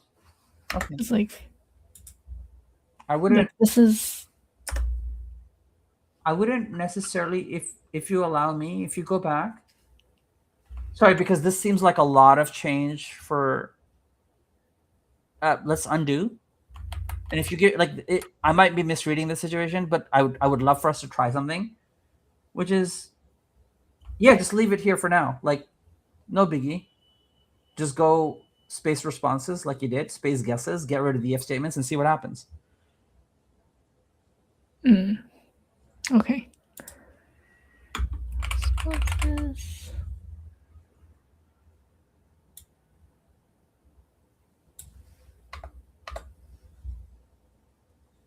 I don't need the brackets.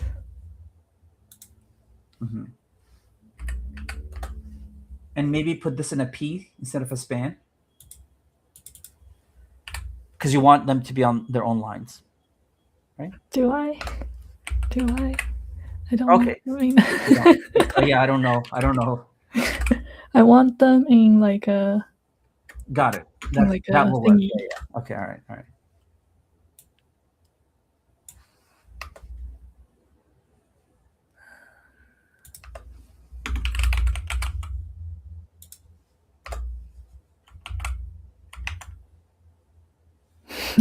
Needs more spacing, but yeah, that's fine.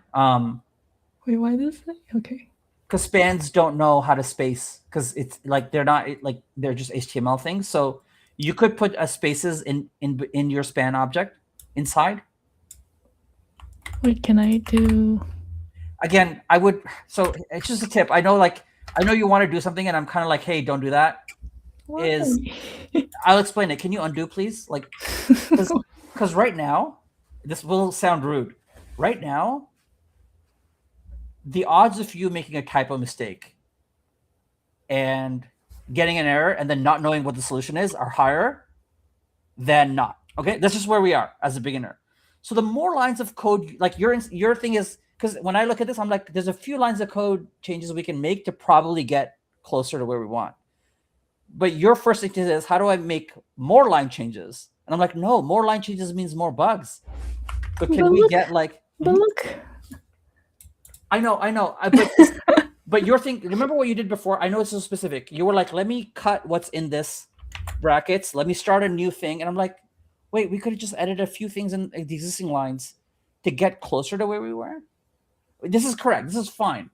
But I suspect it might have worked if you had put spaces in here in this span without adding the div. Yeah. You know what I mean? Like, which is why I'm saying, if your instinct is more lines, new lines versus modifying slightly what you already have, I would highly recommend that. I mean, you're probably not going to do that anyway, because these are your instincts right now. But insofar as we're coding together, I'm going to get in the way. Okay. I'm gonna be like, stop, please, because when you're alone and you're like, why didn't this work? Is it because I need to convert it to a string? Let me go Google how to convert it to a string. You're in a different path.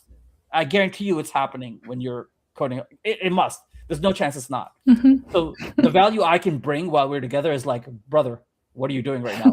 Why are you changing more than you absolutely need to in order to get the result that you want? We're not there yet. Like we're not team, we're not there yet.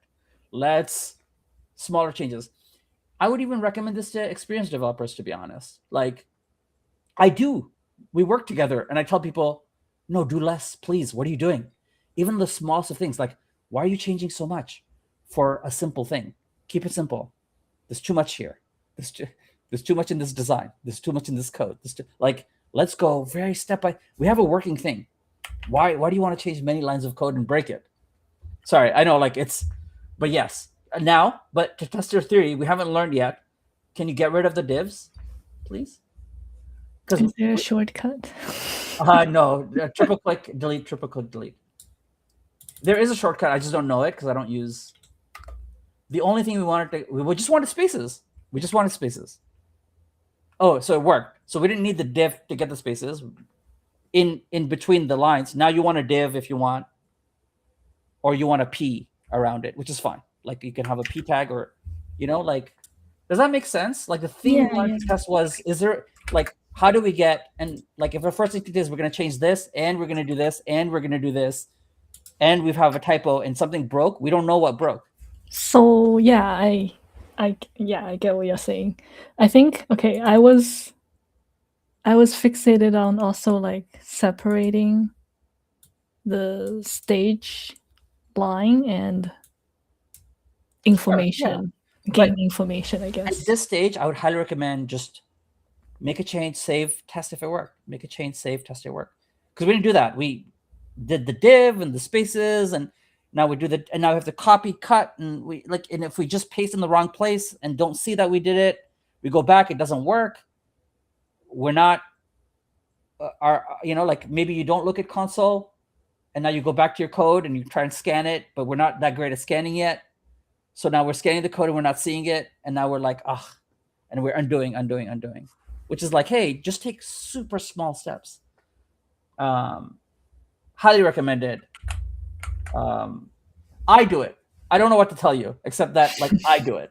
So me with 20 years experience, I'm like, hey, let me just test, because I don't know.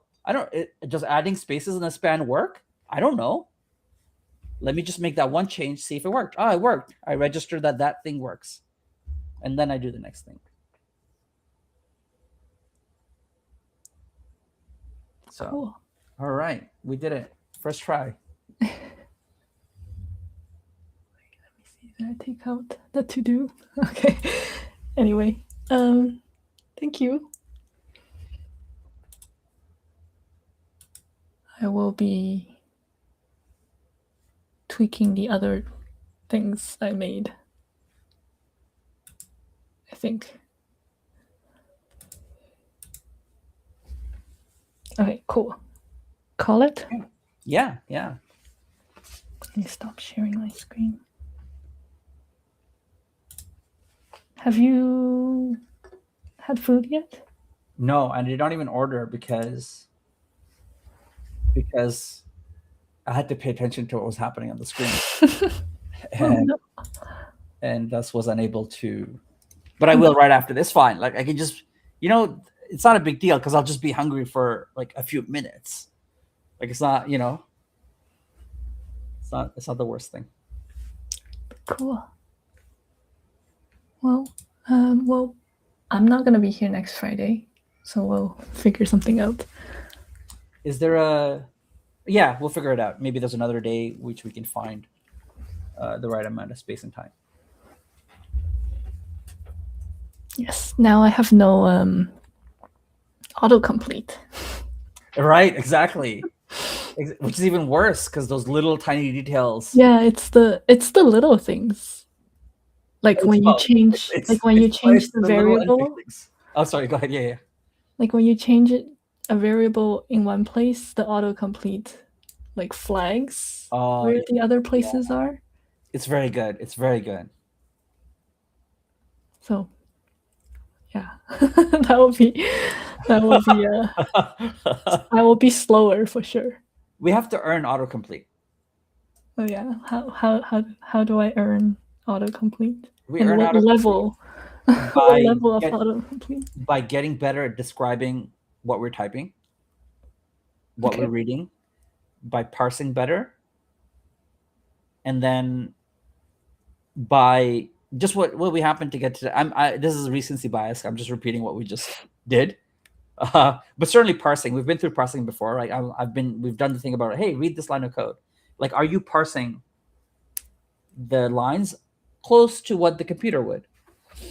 And then B, definitely like which step that we go to for debugging. Like, hey, what's the next step? What's the next step? That we're not skipping too many steps. And once we get a bit better at that, then there might be other unlocks. But these are somewhat. These are not complete, but we'll see. We'll feel it out. Okay. That's the next goal. All right. Yeah. Unlock auto. Yeah. It's gonna change a lot of things. Cool. Cool. Well, hopefully we'll be back before next. Hopefully it will be less than 3 weeks from now. Okay. Yeah. Yeah. Next goal is less than 3 weeks. Let's get back on stream. All right. Wait, where's the button? I think we have to go to outro. Wait, I don't see the button. Sorry, which button? Which? You said there's a lot of buttons. The end. Oh, okay. There it is. Sorry, I'm like, 3 weeks is a long time. But which button? Which button? I was looking for the end stream button, just Got in preparation. But it's still in the same spot it used to be. I know. This is your Arc browser. Yeah, it's the browser. But what's the next button we click on? The countdown. No, the outro. We'll get there. All right, we're almost there. All right, folks. Thank you for we do have a viewer, by the way. So thank you, folk, for joining us, and we'll see you when we'll see you. All right.